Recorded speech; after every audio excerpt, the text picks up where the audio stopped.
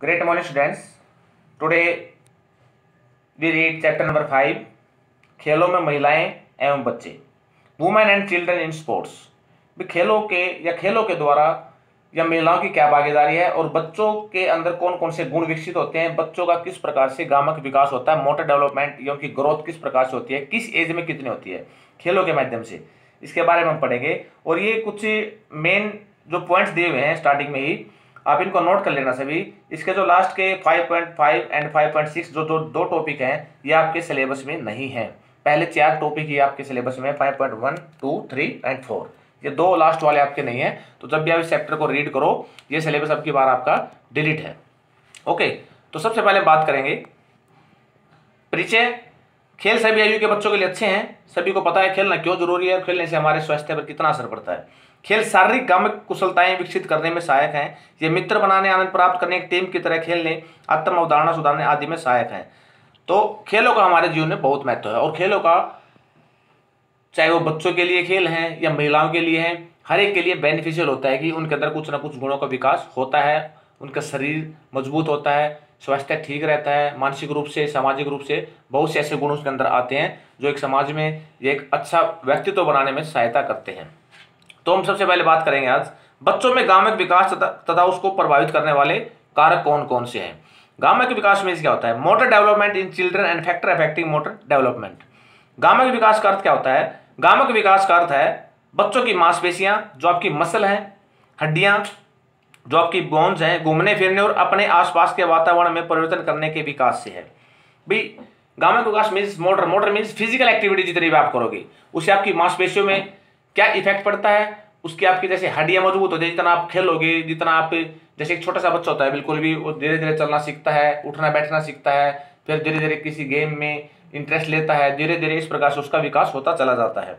गामक विकास एक बच्चे में मानवीय गुणों जैसे लचीलापन, कुशलता, खोज आदि का विकास होना है। छोटा बच्चा जैसे सोचने विचारने की शक्ति उसके अंदर आती है, वो कुछ ना कुछ नई तरीके खोजने की कोशिश करता है, फ्लेक्सिबिलिटी उसमें आती है, उठता है, बैठता है, गिरता है। वस्तुतः मानव विकास हेतु गतिशीलता एक अनिवार्य योग्यता है। बैठने, चलने, दौड़ने, चढ़ने, पकड़ने, कूदने, उछलने तथा फेंकने जैसी विभिन्न गामक गतिविधियां जो हम अपने डेली रूटीन में करते भी हैं। अपने घर में जब हम छोटे बच्चे हैं या आपके घर में कोई छोटा बच्चा है, उनको आप देखते हैं, कोई फेंकता है, कोई किसी पर चढ़ने की कोशिश करता है, कोई कूदने की कोशिश करता है। ऐसी बहुत सी जो फिजिकल एक्टिविटी है जिनसे हमारी गामक गतिविधियां दैनिक जीवन हेतु आवश्यक हैं। तो गामक विकास को 2 भागों में बांटा गया है या 2 वर्गों में इसको विकसित किया जा सकता है। ये इंपॉर्टेंट क्वेश्चन भी है। गामक विकास को कितने भागों में बांटा गया है? 2 में। सबसे पहले स्थूल गामक विकास और एक सूक्ष्म। स्थूल में क्या होता है? इसमें शरीर की बड़ी मांसपेशियां विकसित होती हैं। ये आपका 1 नंबर का क्वेश्चन बनता है यहाँ पे भी, बच्चे के शरीर की बड़ी मांसपेशियां किसमें विकसित होती हैं? तो इसका आंसर होगा स्थूल गामक विकास। जैसे बैठने, चलने, दौड़ने, चढ़ने जैसे क्रियाकलापों के लिए आवश्यक है स्थूल गामक विकास। और दूसरा जो है सूक्ष्म गामक विकास, थोड़ा, इसमें शरीर की छोटी मांसपेशियां जिसमें उंगलियां और हाथों की मांसपेशियां आदि छोटी गतिविधियां करने में शामिल होती हैं। तो स्थूल में बड़ी और सूक्ष्म में छोटी। ये वैसे भी छोटा और बड़ा दोनों में इसको डिफरेंस आपको दिखाई देगा अच्छे से। और उदाहरण जैसे सूक्ष्म गामक विकास का उदाहरण है बाले, पोल, क्रिकेट की गेंद पकड़ना, चक्का फेंकना, जिसमें उंगलियां या हाथों की या पैरों की उंगलियां ज्यादा यूज होती हैं। तो ये छोटी मांसपेशियों को विकसित करने में सहायक है और वो बड़ी मांसपेशियों की। तो बच्चों में गामक विकास, इसको 3 आरंभिक अवस्थाओं में अध्ययन किया जा सकता है। बच्चों के अंदर गामक विकास किस प्रकार से शुरू होता है? एक तो प्रारंभिक बाल्यावस्था जिसकी एज होती है 2 से 6 वर्ष। ये एक नंबर के क्वेश्चन है। What is the age of, जो ये आपकी इन्फेंट्री है, भी प्रारंभिक बाल्यावस्था की उम्र कितनी है? 2 से 6 वर्ष। मध्य बाल्यावस्था जो मिडिल एज है वो 7 से 10 वर्ष और उत्तर बाल्यावस्था होती है जो 11 से 12 वर्ष के बीच मानी गई है। तो इसको आपने अच्छे से देखना भाई, ये एक नंबर के सभी क्वेश्चन आपके एक नंबर के अच्छे क्वेश्चन बनेंगे, ठीक है। प्रारंभिक बाल्यावस्था में क्या होता है? इस अवधि या प्रारंभिक बाल्यावस्था की अवधि 2 वर्ष से आरंभ होकर 6 वर्ष तक चलती है। 2 से 6 वर्ष, 1 नंबर का क्वेश्चन आपका। इस अवधि के दौरान गामक विकास अधिक तेजी से होता है। इसके दौरान बालक दौड़ने, कूदने, फेंकने आदि गतिविधियों में दक्ष हो जाता है, परफेक्ट हो जाता है। इसके बाद मध्य में क्या होता है? ये 7 से 10 वर्ष की आयु तक का होता है। इस अवधि के दौरान बालक क्रियाशील तथा सुपूर्तिमान हो जाता है। उनकी मुद्रा और संतुलन भी बेहतर हो जाते हैं। वो सीख जाता है सोचने समझने की, कार्य करने की, उसकी टेक्निक, शैली, हर एंगल से वो डेवलपमेंट या उसकी ग्रोथ होती जा रही है, क्योंकि जैसे जैसे उसकी उम्र बढ़ती जाएगी उसके अंदर नई नई चीजें अपने आप या प्रति कुछ न कुछ नई काम करने का या जो है मोटर डेवलपमेंट के नए गुण आने स्टार्ट हो जाते हैं। उसके बाद लास्ट जो है लेट चाइल्डहुड जिसको बोलते हैं, उत्तर बाल्यावस्था। इस अवधि के दौरान जटिल तथा सूक्ष्म गामक विकास गतिविधियां पूरी की जाती हैं। गतिविधियां जैसे योगासन, जिम्नास्ट, एथलीट, तैराकी, इस तरह के गेम। पहले तो वो धीरे धीरे दौड़ना उछलना कूदना स्टार्ट करेगा, उसके बाद थोड़ा सा और एक्स्ट्रा वर्क करेगा, लेकिन जब लेटर चाइल्डहुड हो जाता है, क्योंकि लेटर चाइल्डहुड की एज के दौरान वो एथलेटिक दौड़ लगाना स्टार्ट करता है, इसमें ग्राउंड वगैरह में जाना शुरू कर देता है, योगासन शुरू कर देता है, क्योंकि इससे पहले उसको चीजों का ज्ञान नहीं होता। तो ये गतिविधियां वो करता है। गेंद से खेले जाने वाले जैसे football, basketball, handball, volleyball, kho kho आदि हर तरह के गेम खेलने की ओर वो अग्रसर हो जाता है। अब आगे आते हैं कि ये तो आपकी गामक विकास की बात है, किस उम्र में बच्चों का किस प्रकार से गामक मोटर डेवलपमेंट होता है। अब इसको प्रभावित करने वाले कारक कौन कौन से हैं? आयु, एज एंड मैच्योरिटी, आयु एवं परिपक्वता। गामक विकास तुरंत नहीं होता है, ये आयु के साथ होता है। ऐसा नहीं है कि आप 2 साल से बच्चे से ये अपेक्षा करोगे कि वो 10 साल के बच्चे जितना काम कर दे, नहीं। ये एज जैसे जैसे बच्चों की एज बढ़ती जाती है वैसे वैसे मोटर डेवलपमेंट उसका होता है। बचपन तथा स्कूल से पहले का समय लगातार गामक विकास का समय होता है। बाद वाले वर्षों में धीमा हो जाता है। उत्तर बाल्यावस्था तथा उत्तर किशोरावस्था का समय होता है, अतः विकास तथा गामक विकास धीमा हो जाता है। पोषण, जो बच्चे या जिनका पोषण अच्छे प्रकार से हो, जिसने अच्छा संतुलित भोजन का लिया है, जिसका बचपन जो है अच्छे, जिसमें विटामिन, प्रोटीन, कार्बोहाइड्रेट जितनी शरीर को आवश्यकता है उसके अनुसार उसका पोषण हुआ है, तो उसका गामक विकास अधिक मात्रा में होता है। जैसे वो बीमारियों से बचा रहता है। अलग अलग प्रकार के बालक के सामाजिक, शारीरिक तथा मानसिक विकास की सामान्य दर को धीमा करते हैं। तो बहुत सी बीमारियां ऐसी हैं जो बच्चों को बचपन में घेर लेती हैं, जो कुपोषण का शिकार हो जाते हैं। तो पोषण इसके अंदर सबसे अहम भूमिका निभाता है, क्योंकि अच्छा भोजन, अच्छा पोषण, संतुलित आहार जिस बच्चों को मिलता है वो जल्दी से वो स्वस्थ भी रहते हैं और जल्दी से जो है उनकी बॉडी डेवलपमेंट जो होती है बहुत स्पीड से होती है। सारी गतिविधियां, नियमित सारी क्रियाकलाप गामक विकास को तीव्र दर से बढ़ाते हैं। जो फिजिकल एक्टिविटी करते हैं उनके अंदर मोटर डेवलपमेंट जल्दी होता है। आनुवंशिक प्रभाव, जीन्स और जो हेरिडिटी का भी इस पर प्रभाव पड़ता है। पर्यावरण, अगर आपका एनवायरनमेंट अच्छा है, आपका माहौल अच्छा है, तो आपके जो मोटर डेवलपमेंट भी अच्छी होगी। और अपॉर्चुनिटीज, अगर जिसको इस तरह के काम करने के मौके मिलते हैं तो उनके अंदर भी गामक विकास अच्छा होता है। और अभ्यास, जो डेली प्रैक्टिस करते हैं वो भी इसका पार्ट्स बनते हैं। ठीक है। विकास तथा वृद्धि की विभिन्न अवस्थाओं में व्यायाम निर्देश, exercise guideline at different stages of growth and development. विकास, देखिए यहाँ पे डिफरेंस आपको पता होना चाहिए, विकास क्या होता है और वृद्धि किसे कहते हैं। देखिए वृद्धि आपने +1 में भी इस बात को पढ़ा है, मैंने पढ़ाया भी आपको भी, there is a difference between growth and development. Growth and development के बीच में डिफरेंस होता है, अंतर होता है। ग्रोथ जिसको आप मेजर कर सकते हैं, और डेवलपमेंट जो है कंटिन्यू प्रोसेस है, ये एक निरंतर चलने वाली प्रक्रिया है। यह व्यक्ति की परिपक्वता पर आधारित होती है, उसका एक्सपीरियंस बताता है कि इसके अंदर कितना नॉलेज है। और ग्रोथ जो होती है वो फिजिकली होती है, जिसको आप मेजर कर सकते हैं, जैसे हाइट में, वेट में, लेंथ में। और एक लिमिट होती है ग्रोथ की, एक लिमिट एज तक आप ग्रोथ को देख सकते हैं, उसके बाद ग्रोथ बंद हो जाती है। लेकिन विकास सतत प्रक्रिया है, सतत कंटिन्यू चलने वाली, जन्म से लेकर मृत्यु तक। जितना आपका एक्सपीरियंस है, जो आप कार्य किया आपने, उसी के अकॉर्डिंग आपकी डेवलपमेंट, आपके मेंटली पे इस पर, आपका एटीट्यूड इस पर डिपेंड करता है। तो विकास और वृद्धि की अवस्थाओं में, विकास वह प्रक्रिया जिसमें बच्चे का शारीरिक तथा मानसिक विकास होता है। यह एक सतत प्रक्रिया है, यह भी 1 नंबर का क्वेश्चन बनेगा आपका। यह एक सतत प्रक्रिया है जो कभी नहीं रुकती। प्रत्येक व्यक्ति के लिए उचित विकास आवश्यक है। कुछ व्यायाम निर्देश निम्नलिखित है। 0 से 5 वर्ष आयु बच्चों के लिए व्यायाम निर्देश क्या होंगे?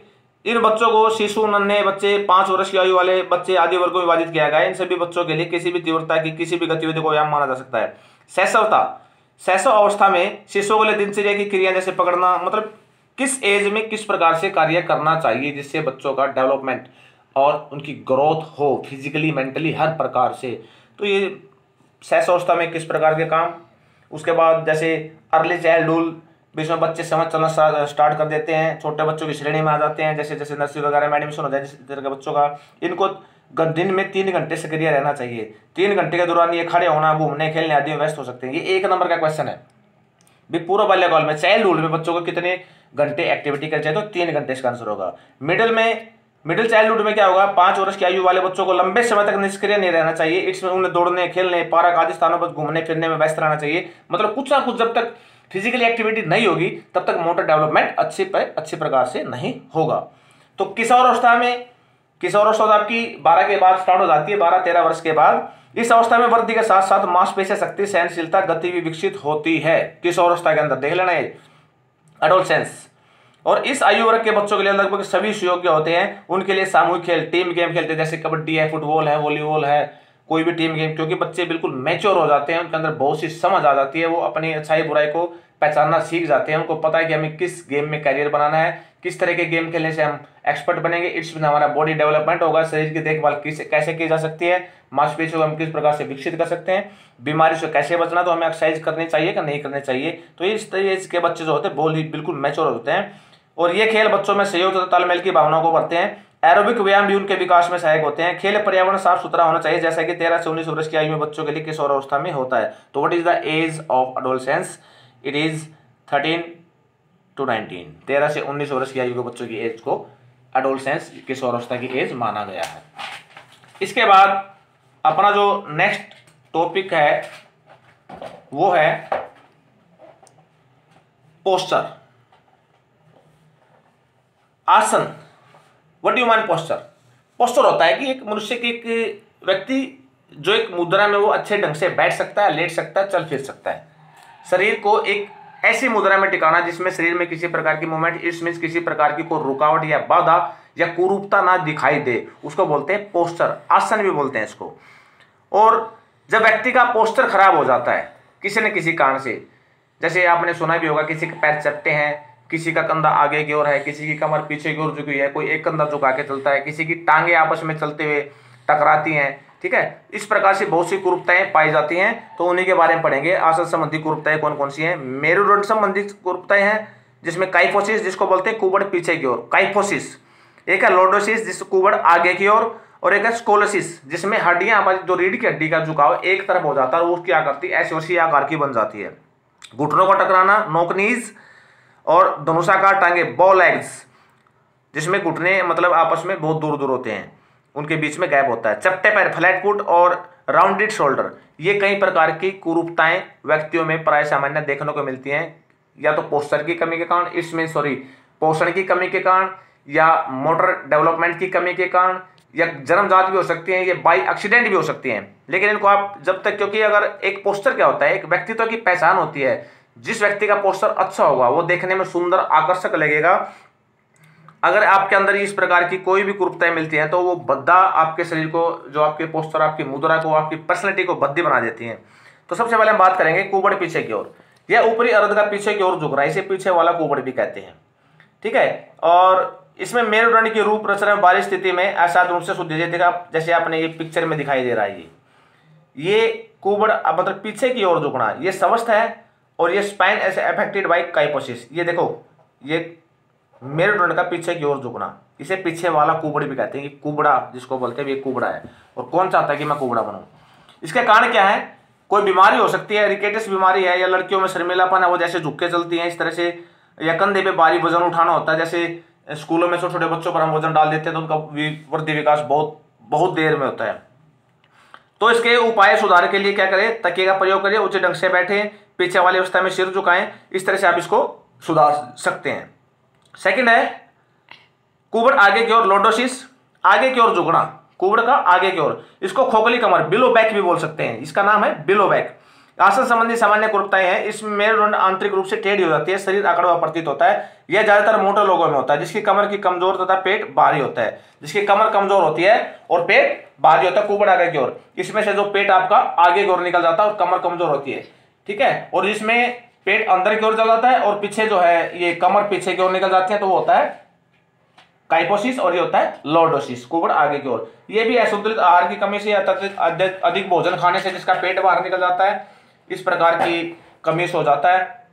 और इसको सुधारने के उपाय हैं, आगे की तरफ झुकने वाले व्यायाम करें, पैर के अंगूठों को छूने वाले व्यायाम करें, तेज पैदल चलना बंद करें, सीढ़ियां चढ़ें, हलासन, पश्चिमोत्तानासन, इस प्रकार से आप इन योगासन वगैरह करके आप इसको ठीक कर सकते हैं। इसके बाद है अस्थियों का एक और झुकना, जिसको बोलते हैं स्कोलोसिस। ये एक नंबर के क्वेश्चन हैं, ये आपके एमसीक्यूज में आएंगे। What do you mean by lordosis, scoliosis, kyphosis? या कुबड़ पीछे की ओर का दूसरा नाम क्या है? काइफोसिस। कुबड़ आगे की ओर का दूसरा नाम क्या है? लॉर्डोसिस। तो ये स्कोलोसिस है, ये मेरुदंड से संबंधित समस्या है, जिसमें मेरुदंड एक तरफ झुक जाता है, इसमें एक कंधा नीचे की तरफ झुका रहता है, दूसरा कंधा ऊंचा हो जाता है। इसको आप देख सकते हैं, एक कंधा नीचे एक ऊपर है, और जिसमें शरीर का वजन एक तरफ हो जाता है, जिसके पैर एक तरफ अधिक बार हो जाता है। देखिए अच्छा पोस्टर वो माना गया है अगर जब आप स्टैंडिंग पोजीशन में होते हैं, आपका पूरा बॉडी वेट शरीर के दोनों पैरों पर समान हो। कई बार क्या होता है कि हम इस तरह से खड़े हो जाते हैं जिससे हमारे शरीर की पूरे बॉडी का वजन जो है एक पैर पे होता है, दूसरा पैर बिल्कुल रिलैक्स होता है, जिससे दूसरे पैर में जिस पे वजन होता है उसमें दर्द होना शुरू हो जाता है, उसमें कुछ ना कुछ कमियां स्टार्ट हो जाती हैं। अच्छा पोस्टर वही मानते हैं जब खड़े होने की स्थिति में पूरा बॉडी वेट दोनों पैरों पर एक समान हो, जिसमें किसी प्रकार की शरीर के अंदर कोई कमी ना आए, इट्स मीन्स ना किसी प्रकार का कोई दर्द अनुभव हो। तो आप स्कॉलरशिप को भी आप अपर्याप्त रोशनी में पड़ने के कारण, अनुचित डेस्क या आंशिक बहरापन, अनुचित खड़े होने के कारण ये बीमारी या इस तरह का कुबड़ापन या सॉरी जिसको बोलते हैं कुरूपता शरीर के अंदर आती है। इसके उपाय क्या है? क्षैतिज छड़ को हाथों से जकड़ें, उस पर कुछ समय के लिए लटकें, ब्रेस्ट स्ट्रोक तकनीक से तैराकी करें। ये एक नंबर का क्वेश्चन है। ब्रेस्ट स्ट्रोक किस कुरूपता को सुधारने के लिए? ब्रेस्ट स्ट्रोक स्विमिंग के अंदर होती है, जब कभी आप स्विमिंग करो तो देख लेना। ब्रेस्ट स्ट्रोक जो है एक टेक्निक है ये स्विमिंग की। और सी आकृति से वक्र के विपरीत दिशा में झुकने वाले व्यायाम करें। सी आकृति योगासन करें, इसमें चक्रासन, त्रिकोणासन, ताड़ासन आदि कुरूपता को सुधारने के उपाय हैं। इसके बाद है नोक नीज, घुटनों को टकराना। जिस बच्चे के घुटने आपस में, जैसे आपको ये घुटने दिखाई दे रहे हैं, ये घुटने, यदि एक व्यक्ति सामान्य अवस्था में उसके पैरों को सटाकर खड़ा होता है और घुटनों के बीच स्थान होना चाहिए, यदि कोई दूरी ना हो तो घुटनों को एक दूसरे से छूने लगते हैं, तब इस प्रकार की कुरूपता को घुटनों का टकराना कहते हैं। इस कुरूपता के कारण कोई भी व्यक्ति या व्यावसायिक खेलों में भाग लेने में असमर्थ होता है। उसे सेना सेवा में, अगर आप आर्मी वगैरह में जाओगे, अगर आपके चलते हुए घुटने टकराते हैं, दौड़ते हुए घुटने टकराते हैं, ये दोनों घुटने टकराते हैं, तो आप सेना में भर्ती नहीं हो सकते, आर्मी को आप ज्वाइन नहीं कर सकते, और खेलों में भी आप पार्टिसिपेट नहीं कर सकते। अगर आप खेलोगे तो भागते हुए आपके घुटने टकराकर आप गिर सकते हो। इसको बोलते हैं नोक नीज, जब बीच में गैप नहीं होता और घुटने आपस में टकराने लगते हैं। और इसके कारण क्या है? रिकेटस, ये बच्चों की बीमारी बचपन से होती है। मांसपेशियों और अस्थियों की कमजोरी, मांसपेशियां कमजोर हो जिसके अंदर कैल्शियम फास्फोरस की कमी हो, बचपन के दौरान मोटापा हो जिससे वजन पैरों पे आए, अतिभार और विटामिन डी की कमी, विटामिन डी की कमी। और इसकी सावधानियां क्या करें? नियमित व्यायाम करें, छोटी आयु में बच्चों को चलने के लिए मजबूर ना करें, ठीक है, और संतुलित आहार लें। और इसके उपाय, घुटनों के बीच तकिया रखकर कुछ समय के लिए सीधे खड़े रहें। घुड़सवारी, इस कुरूपता को सुधारने का सर्वोत्तम उपाय घुड़सवारी अगर आप करोगे तो आपके बीच में गैप आ जाएगा दोनों पैरों में। और पद्मासन, वृक्षासन, ऐसे बहुत से व्यायाम हैं, ठीक है। इसके बाद नेक्स्ट हमारी जो ये कुरूपता है, इसको बोलते हैं धनुषाकार टांगे, बो लेग्स। ये घुटने टकराने के विपरीत है। देखो पहले वाला नोक नीज था, ये बो लेग्स है। इस विकार में टांगे बाहर की तरफ झुकी होती हैं। ये देखना आप, इसमें पोस्टर में आपको दिखाई देगा कितना गैप बीच में है। ये टांगे बाहर की तरफ झुकी हुई हैं, घुटनों के बीच स्थान बढ़ जाता है, उसमें गैप नहीं होता है, इसमें बहुत ज्यादा गैप हो जाता है, और टांगे धनुष के जैसा आकार ले लेती हैं। ये धनुष के जैसा ऐसा आकार हो गया इनका, जिसको बोलते हैं धनुषाकार टांगे या बो लेग्स। सामान्यतः बचपन में होता है, परंतु वयस्कों में या घुटनों तथा जोड़ों में आर्थराइटिस की समस्या के कारण होता है। ये बचपन की संबंधित समस्याएं ज्यादा है। कारण क्या है? इसका मुख्य कारण रिकेटस तो सभी की कमी है। रिकेटस रोग होता है जो बच्चों में होता है विटामिन डी की कमी के कारण, जिसमें हड्डियां हमारी कमजोर हो जाती हैं। कैल्शियम की कमी के कारण भी हो सकता है ये। विटामिन डी और कैल्शियम की कमी के कारण चलने का अनुचित ढंग, और बच्चों के लिए चलने का मजबूर करना छोटी उम्र में, और लंबी हड्डियों की अधिक कसरत के कारण ये होता है। और तो सावधानियां क्या बरतें इसके लिए? वजन ना उठाएं, चलने के लिए मजबूर ना करें, संतुलित आहार लें। इस प्रकार से आप इसको ठीक कर सकते हैं। और सुधारक के उपाय क्या है? विटामिन डी का प्रयोग करें, संतुलित आहार लें, और अंगूठों को अंदर की तरफ मोड़कर चले। पैर के अंगूठे जो उसको अंदर की तरफ मोड़कर चले, ताकि तो ये गैप जो है कम हो जाए। इसके बाद है चपटे पैर, फ्लैट फुट। ये भी इंपॉर्टेंट है, फ्लैट फुट। इसको पैडाग्राफ भी बोल सकते हैं आप। इस प्रकार के आसन कुरूपता में पैर का आंतरिक वक्र या तो कम होता है या पूरी तरह से अनुपस्थित होता है। इसकी वजह से पैर की पूरी छाप धरती पर देखी जा सकती है। क्योंकि जब आप अपने पैर को देखिए, आपके पैर की में जो पैर है, जो नीचे से तलवा है जिसको बोलते हैं, उसमें एक वक्र मिलेगा इस प्रकार से। पैर के नीचे पूरा पैर जमीन पे नहीं दिखाई देगा, ऐसे कैसे फ्लैट फुट नहीं मिलेगा। वो बीच में थोड़ा सा बीच वाला भाग ऊपर उठा मिलेगा जो, लेकिन फ्लैट फुट जिसके होते हैं पूरा पैर चपटा होता है, उसकी आप पूरी छाप जमीन पे आप देख सकते हैं। और यह नवजात शिशुओं में होता है। चपटे पैर वाले बच्चे कुछ खेलों के लिए अच्छे खिलाड़ी नहीं होते, उन्हें सारी गतिविधियों के दौरान तकलीफ होती है। ये आप देख सकते हैं फ्लैट फुट को, ठीक है। ये नॉर्मल, ये देखो बीच में गैप नहीं है, और ये फ्लैट फुट है, बिल्कुल ही सीधा, इसके अंदर गैप है। इसका कारण क्या है? कमजोर मांसपेशियां, कमजोर शरीर के भार को सहन नहीं कर पाती, अनुचित जूते, भारी वजन उठाना। सावधानियां कि भी बचपन में अधिक भार न उठाएं, लंबे समय तक नंगे पैर ना चलें, मोटापे से बचें, इस प्रकार से ऊंची एड़ी वाले जूते ना पहने।